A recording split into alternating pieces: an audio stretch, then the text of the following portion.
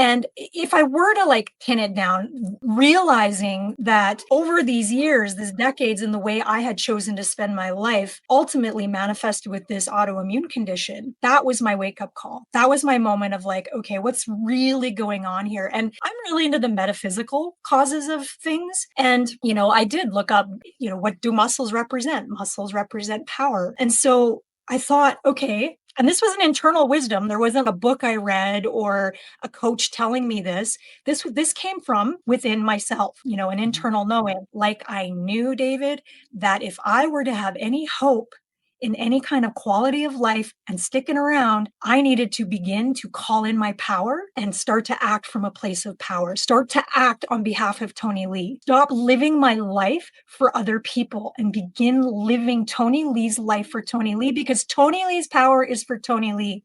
It's not for Tony Lee's boyfriend. It's not for Tony Lee's kid. It's not for her husband. It's not for her boss.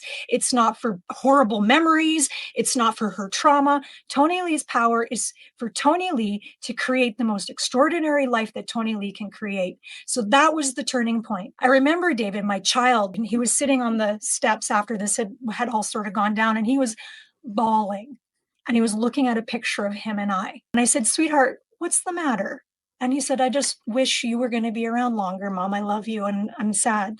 Because Jesus. I was dying. What am I doing here? And that was the moment I'm like, I don't know how I'm going to do this. But I knew, David, that I needed to go from this source of personal power to this and beyond.